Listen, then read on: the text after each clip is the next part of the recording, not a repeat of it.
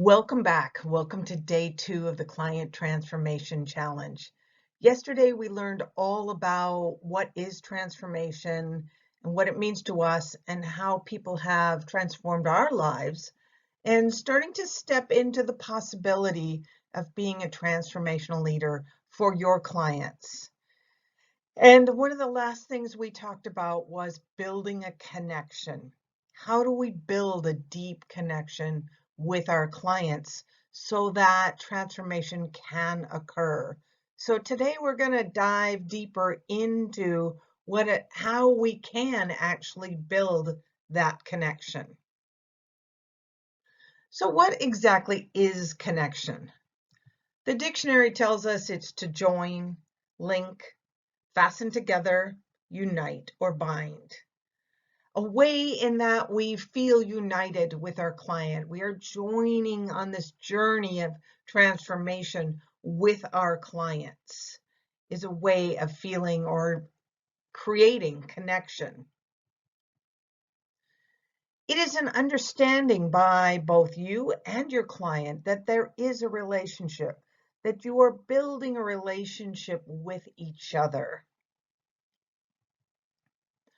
There is a feeling of trust that your client trusts you to deliver what you have promised, to hold them and honor them and not betray them in any way.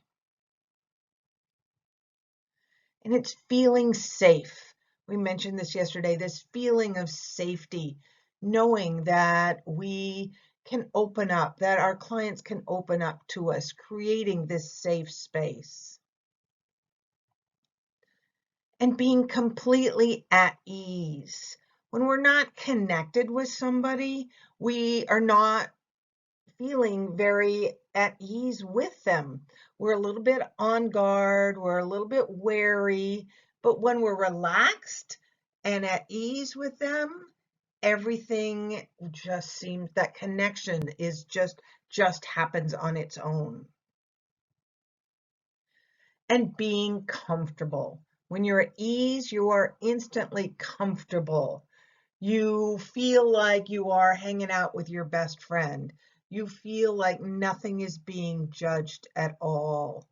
That is what connection is. So how exactly do you build a deep connection with your client? It's something that we all want. We all want them to feel a deep connection with us. But how can we actually make that happen? How do we build that bridge to create a strong, safe place where they feel completely safe, supported, and at ease? One way is by being fully present with them. That means putting away your phone, turning off all distractions, and not letting yourself be interrupted, and not even letting your mind think about anybody else or anything else you have to do. When you are with your client, you have to be fully present, because if you're not, even if your mind wanders, which is normal, you got to bring it right back to them and intend before you even start your session with your client, intend to be fully present with them, that you are there for them. Because if you're not, they're going to feel it, even if they're not even conscious of it. They're going to feel that you are distracted in some way. So being fully present is crucial to building that deep connection. Listening. Be a good listener. Don't instantly interrupt, or don't you got to let them finish their statement and their thoughts, let them get them out, because a lot of times they'll figure it out for themselves just by the speaking of it. We are not here to fix them. We are here to guide them to their transformation. And it's much more powerful, and I'm sure you know, by remembering back at the people who inspired you in your life, that We don't want to be told what the answer is. That's not how it's powerful. The power comes and the transformation comes when they get it themselves. You're there to guide them and to ease them into it. And listening is a great way. Just letting them talk it out. And a lot of times they'll come up with the perfect answer for themselves. They'll have that aha moment right in front of you without you sometimes having to say very much at all. Seeing the best possible outcome for them, one that maybe they can't even see for themselves, and sharing that with them and seeing the best in them, even when they can't see it. When they're going down on themselves and they're totally feeling negative and like the whole world is coming down around them and they're struggling and that's all they see. But you can truly see, you are the visionary. You can see their best possible selves and share that with them. And because you're building this deep connection, you'll put that bug in their ear and they'll start thinking about that. They may not believe it right away, but when you share the possibilities that you see for them, it will start to open that door so that they start seeing the best in themselves. Ask open-ended questions that gets them talking, that gets them thinking. Don't ask yes or no questions. Guide them into going where you want them to go with open-ended questions. So they really have to think. I remember a woman that came into my life for a while, and she truly was the definition of a muse. She would ask me the best questions, questions that nobody had ever asked me that really got me thinking about the subject, about myself. And when she first asked the question, I'm like, how the heck am I ever going to answer this?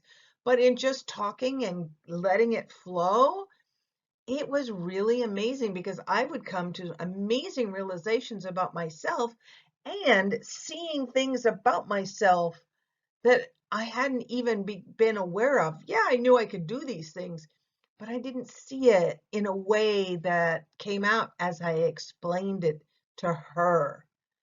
So open-ended questions are a powerful tool. And no judgment. Leave judgment at the door. No matter what, you don't have to agree with the politics, with the religion, with, some other choices that your client has made, as long as they're not harmful to their lives and have nothing to do with where you're taking them, then leave judgment at the door. It really doesn't have a place in building a deep connection with your client. Let me come up with an example. Say, for example, that somebody comes in and they're your client and they are a big Trump fan, and maybe you're not. And that's a really hard thing for you. But it has nothing to do with your coaching of this person.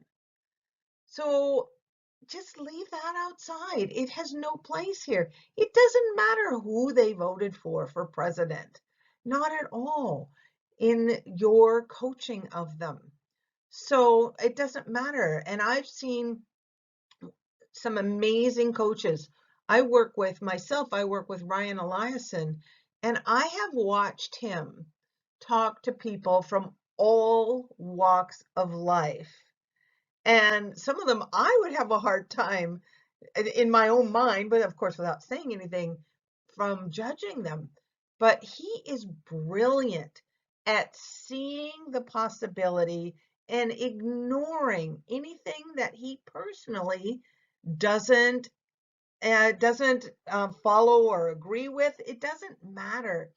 All he's looking for is how he can best guide them to the best possible outcome in their business, which is what he coaches. So it's really brilliant to watch. So if you have somebody like that, watch him or watch them as they coach people with zero judgment. It's quite admirable. And holding space. Holding space is really an amazing tool. Again, this is something you can do before you even get in the room or on the call or on Zoom, however you do your coaching, however you work with your clients. Just intend to hold space for the best possible outcome for your session that day. And sometimes you don't have to do anything. You just intend that they will get the absolute highest outcome from your time together. Just set an intention and it will be. Holding space is not active, but here's a funny example of that. I was helping out. I went to a school. We used to call it Dolphin School. It's where I learned, oh, this is what, 15 years ago now? We learned how to incorporate dolphin living skills like living in joy and play and flow, etc., in our own personal human lives. And so I went to that school and I graduated. And then I went to help out my teacher when she was giving more sessions of this school as an assistant. And there were times when I was in the room and all she asked us to do was just hold space for the students. So, okay, so I would just sit there and I didn't even know what holding space meant at the time. But I was like, okay, I'll just be here. And my attitude was, I'm here in service. I didn't even consciously set an intention of holding space other than what I was asked to do. But what I was thinking was, I am going to just be of service and be here for these people and listen and be present. And what blew my mind was that these people afterwards, the students came up to me and said, "Oh my gosh, Anne, you have such a powerful presence. I could feel you. I could feel your support." And I felt like I was doing nothing. But what I was truly doing was holding space. And the amazing thing, the miracle to me, was that they could feel it. Because this was a 6-weekend long program, and I was there for some of the weekends, but not all of them. And some of the students commented to me about how they missed my presence, not just talking to me in my face and laughing with me, but the holding space that wasn't there. So holding space can be huge, even if you don't even know what you're doing, but you intend that you are going to be present and supportive and of service. It makes a huge difference. So what can you do to build this kind of connection with your client? How do you deepen your connection? How do you create connection in the beginning with your clients? So I'm going to list some ways that you can try out with your clients to help build connection. So one-on-one coaching is a great way. Whether you do it in person or on a Zoom call or even over the phone, however you do it, being one-on-one with somebody is a great way to build a connection and learn about them and go through your session. And then sometimes just some little chit chat, finding out about their life, their likes, their dislikes, what they did on the weekend, just really getting to know them. And one-on-one coaching is a great way to build that deep connection because there's nobody else in the room. It's just the two of you. And so it's a really powerful tool to use in creating transformation. Meeting in person. can take it to a whole new level. If it's possible, you can meet in person, you live in the same area, or if one of you is traveling to the area where the other lives, you can meet in person, maybe even just for coffee, but taking it from a phone call or a Zoom call to actually sitting down and meeting them face to face, again, really deepens that connection. I heard a coach give he was a guest speaker in one of Ryan Eliason's coaching calls, and what he said, I don't remember his name, but I was so impressed. He said that what he does is he sends out to all of his email list, whether they're currently clients or not. He says, hey, and he lives in Las Vegas, and so many people travel to Las Vegas at some point in their life. And he says to his list, he sends out an email every once in a while and says, hey, if you ever travel to Las Vegas, let me know and I will buy you coffee. And he says it's been the greatest thing to just sit and meet some of these people that have been on his list for years. He's seen their names, some that maybe even have been in programs and clients of his, but never met in person.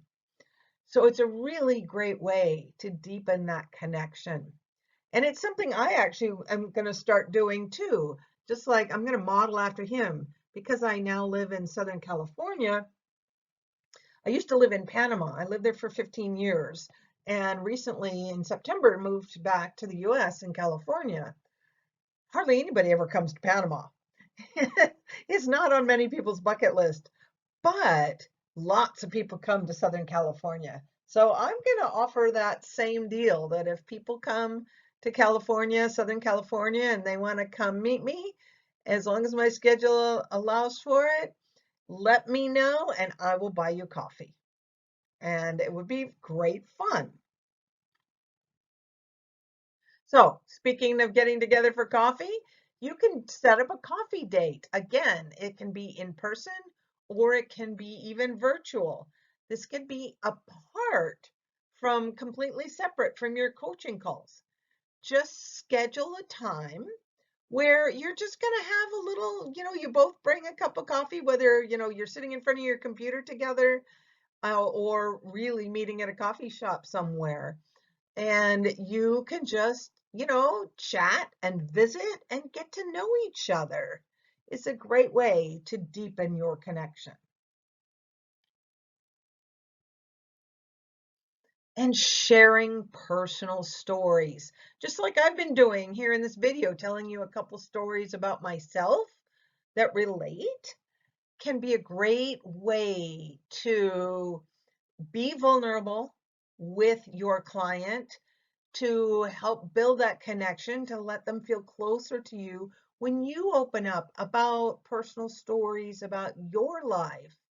And even if they're just funny stories or something that happened that you were excited about over the weekend that has nothing to do with a coaching call, as long as you're not taking away time from your coaching or your clients, your healing time, you can share these personal stories before or after the session, and it will really help deepen that connection. You can become social media friends. You can friend them on Facebook and follow each other on Instagram so that you can learn a little bit more about them and see what they're excited about, what's going on in their life, and so on. So this is actually some of my friends. You never know who's going to come up on these things, but so this I took from my own Facebook page. So yeah, be social media friends with your clients as long as it's not crossing a boundary, and you feel comfortable with that. That's another way to feel closer with your clients. This is kind of a fun one. You could take a quiz together. There's so many fun, goofy quizzes out there on the internet and you could do this kind of a thing. Do you really know me? Do I like pink or blue, vanilla or chocolate? You can make this up, make it any way you want it, and you could do it for each other. Or, there's all kinds of fun quizzes you could download and take together and then share and laugh about your answers together. You can even play a game together. It's obviously easier done in person, but there are also games you can do on a Zoom call, or you can do on the computer somewhere. Words with Friends is a good one. You can also, there's a one I was going to do in a membership group that I run, and it's because it's all about bringing in the dolphin principles into our life. And of course, dolphins are all about play and fun. So we were going to play a fun game that we used to play when I was a kid called Fictionary, not dictionary, but with an F, Fictionary. And everybody has a dictionary that plays, and you can play it on Zoom. You have to, it's better, you have to have more than 2 people, so it's better for a group. But one person picks a word out of the dictionary. Nobody can know what it means. And then the person who picked the word writes the definition down. And then everybody else invents a definition. And then if you do it in Zoom, they could send it by a private chat to the person who's it and who's found the word, and then that person reads all the definitions. And it is hysterical, some of the definitions people come up with, and sometimes it's really hard to guess which one is the accurate definition, the true definition. And then if somebody guesses your made up definition, you get a point. So it's super fun and really silly, and it's a great way to, when people laugh together and play together, you feel really connected. Even strategy session calls, even though these are often enrollment calls and a way to sign up a new client, when I do strategy session calls, I'm amazed at the deep connection that I build with my clients and learning. Again, there's a lot of listening going on. I ask open-ended questions and I really listen to what they're telling me. And it's really beautiful to hear what goals they have in their life, what struggles they're facing. And then by the end of the call, I feel a much stronger connection with them and they with me. So that by the time at the end of the call, I make my offer to work with me in some way, they're often asking how they can work with me because the connection is built. So this can be a really powerful way to build a connection with a new possible client. All right, so those are some methods to start playing around with and think about, and there's probably some more that you're coming up with. So I'd like you to think about ways that you can create connection for your clients. So your home play today is to list 3 methods that you would most enjoy using to build a deep connection with your client. So think about that, make a list. You can list a whole bunch, keep a record of that, and choose the top 3 methods that you would most enjoy. So thank you for tuning in with me today, and I look forward to seeing you in the Facebook group and in tomorrow's video. All right, take care. See you in Facebook.